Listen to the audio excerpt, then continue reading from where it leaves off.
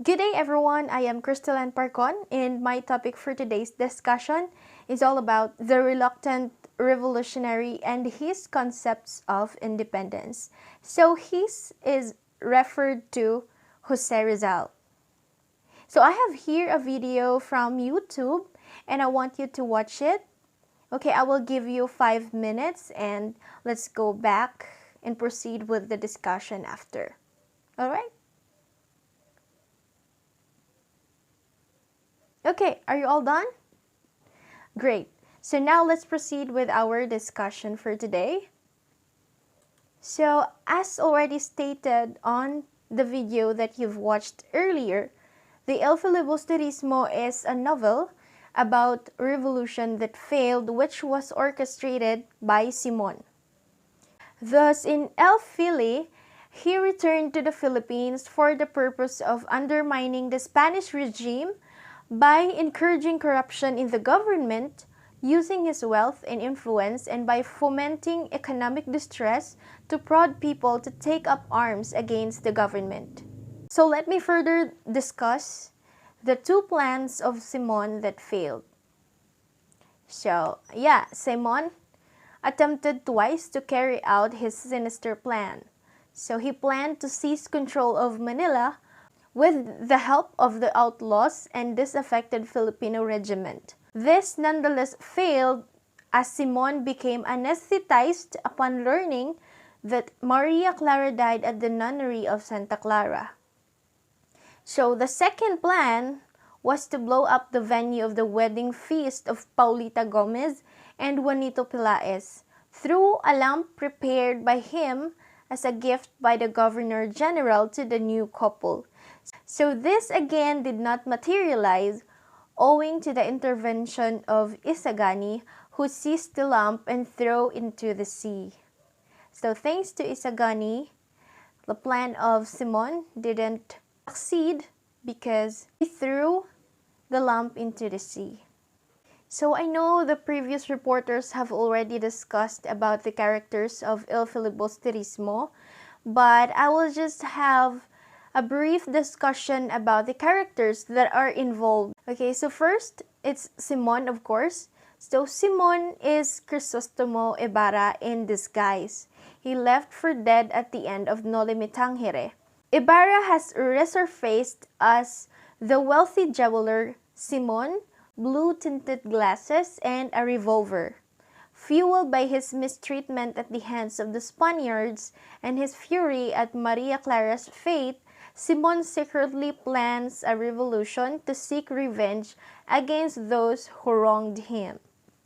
So the next character is, of course, Maria Clara. She is the girlfriend of Ibarra. She is the daughter of Capitan Tiago and Doña Pia Alba, but biologically, her father is Padre Damaso. So the next one is Isagani. So Isagani is Basilio's friend and one of the students who planned to set up a new school. He is very idealistic and hopes for a better future for the Philippines. His girlfriend was the rich and beautiful Paulita Gomez, but they broke up once he was arrested. So despite this, his love for her still endured. He sabotaged Simon's plans by removing the lamp that contained explosive and threw it into the waters. Okay, so the next one is Paulita Gomez. So the girlfriend of Isagani and the niece of Doña Victorina, the old Indio who passes herself off as a peninsular, who is the wife of the quack doctor Tiburcio de Espanada.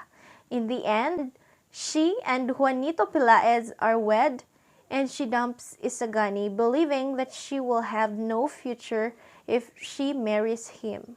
Oh, so sad. So, Juanito Pelaez, the son of Don Timoteo Pelaez, a Macaraig's gang who wished to have the Academia de Castellano built. He is considered by Isagani as his rival to Paulita Gomez, the woman whom he fell in love, wed in the end. Placido Pinente considers him as a good-for-nothing classmate. The next character is Basilio. So Basilio is the son of Sisa and another character from Noli Me Tangere. After his mother's death, he became a vagabond until Captain Tiago took him in out of pity and hired him as a houseboy in exchange for sending him to school. In the events of the book, he is a graduating medical student who discovered Simon's true identity and befriended him. His girlfriend is Julie. Julie, or Juliana de Dios, the girlfriend of Basilio and the youngest daughter of Cabezang Tales. To claim her father from the bandits, she had to work as a maid under the supervision of her Hermana Penchang. Eventually, she was freed but committed suicide after Father Camorra attempted to rape her. And lastly, Father Florentino. So the priest upon Simon's death commenced the jewels into the sea, remarking that the jewels once used to bribe and corrupt people would one day be hopefully found to be used for a meaningful purpose. That's a great idea. Okay, so Rizal through Simon had come to realize that independence was the solution to the miseries of the people under Spanish rule. This point can be gleaned in Simon's exchange of views with Basilio. So this was their conversation. So Simon said, instead of aspiring to be a mere province, aspire to be a nation. Develop an independent, not colonial mentality. There are no tyrants where there are no slaves. If we look into the deeper meaning of what Simon said to Basilio, it just means that Filipinos are not united. So as he said, instead of aspiring to be a mere province, aspire to be a nation. So he means that instead of the Filipinos being just a province, we can be a nation with unity. There are no tyrants where there are no slaves. If we translate it into Tagalog, walang mang-aapi kung walang magpapaapi. And then this was Basilio's reply. Science can redeem man from social and other forms of persecution. Simon countered by saying, patriotism will always be a virtue in oppressed people. So in the El Filibusterismo, there was a scene where Father saw Simon, who is attempting to commit suicide. So before Simon died, they have talked to each other. I have here an illustration and their conversation was translated in Tagalog. So let me read it to you. Patawarin ka ng Diyos, Ginoong Simon. Sabi ni Simon, bakit niya ako pinabayaan? Then Father Florentino said, sapagkat pinili ninyo ang isang paraan na hindi niya masasang-ayunan. So let me further discuss about their conversation. So through Father Florentino, Rizal mouthed his idea on how independence should be won. So this was at the time of Simon's retreat at the former's house near the sea. So in the conversation that transpired between the two at Simon's dying moment, Simon said, why God has forsaken me? Is not God justice? Is it God's will that the Philippines remains under its present condition? That was a heartbreaking question that Simon said. Father responded to his query in this manner. As we can see here, Father Florentino is a very optimistic person. So he said, I do not know, cannot read the mind of the inscrutable, but I know that he has not forsaken those people that in times of decision have placed themselves in the hands and made the judge of their oppression. I know that this arm have never been wanting when, with justice trampled underfoot and all other resources exhausted, the oppressed have taken up the sword and fought for their homes, wives, and children, and inalienable rights.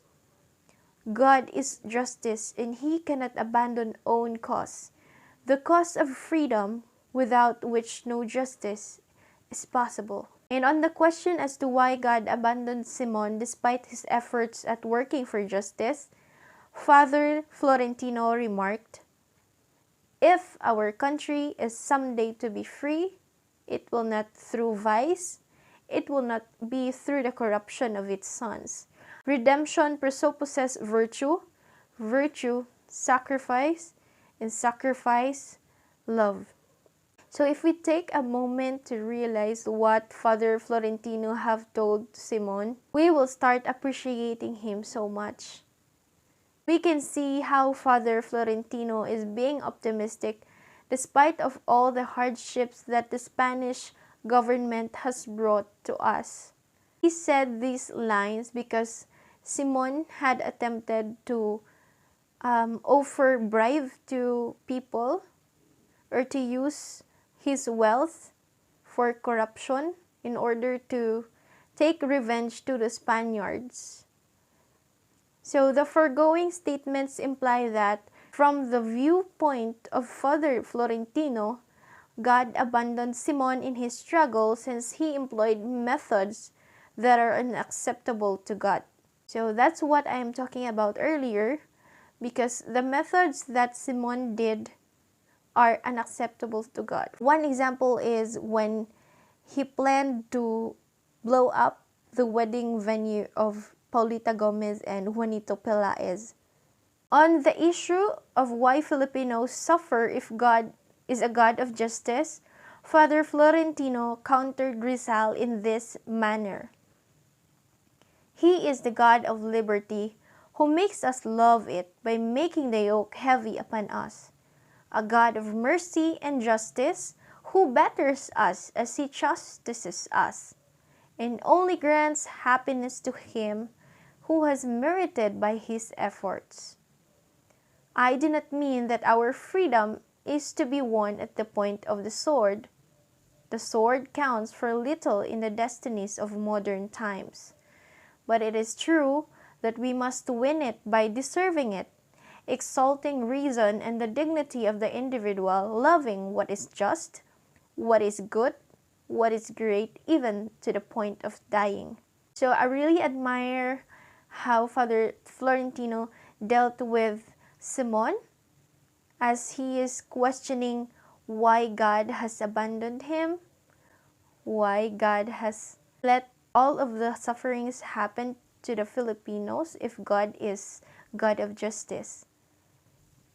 In addition, Father Florentino said, when the people rises to this height, God provides the weapon and the idols fall. The tyrants fall like a house of cards.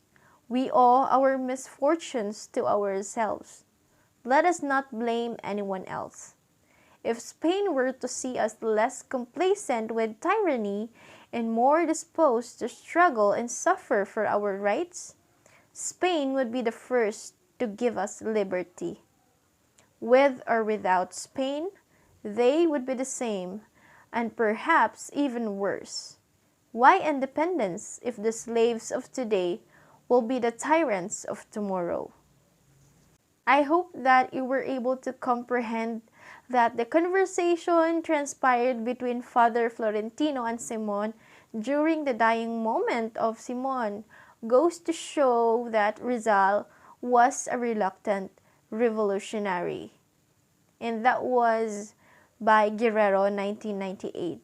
So while he was in the belief that assimilation is not possible and that independence was the remedy to alleviate the sufferings of the Filipinos under Spanish rule, Rizal hesitates and backs down. To Rizal's thinking, the Filipinos of his time were not ready for a revolution as they were not ready for independence. Just means that Filipinos before during the time of Rizal were not ready enough to stand on their own feet to have a revolution against the Spaniards. Rizal added that they will only be worthy of independence the moment they had learned to prioritize social good over their personal advantage and had become a nation. So see, Rizal thought that Filipinos are not worthy of freedom because instead of being a nation, instead of having unity for them to be able to beat the Spaniards, they took advantage of the situation. For Rizal, God would provide the means, be it a revolution or peaceful separation from Spain. From the foregoing, Rizal made it plain and clear that the Filipinos have to make themselves worthy of freedom before they can become independent. Deserving freedom, however, necessitates the need for the Filipinos to travel the following path or roads: education, exemplary lives, and willingness to sacrifice for one's convictions. Partly relate this to what God has made in order for us to be saved from our sins. So instead of making us suffer for all of the wrongdoings that we did, God sacrificed Himself. So before I end my discussion, I have here a quotation by Rizal. I have to believe much in God because I have lost my faith in man. So sad. This really hurts. This is sad, but it's the truth. At this time, I have realized that is the reason why Rizal is too religious, because he lost his trust and faith in man, in his fellow Filipinos, because of the wrongdoings of his fellow Filipinos, because of the things that his fellow men have done. It's the sad truth. We don't have unity. We don't have faith in each other. We patronize other countries instead of ours. We take advantage of situations in our country, not just during the time of Rizal, but also in the present. Every hard situation that happened in our country, there are people who always take advantage of it. It is because just of their own sake, just of their own benefits. That's the sad reality. Thank you for listening to my emotional report, I should say. And I hope that you have learned something from my discussion. Thank you.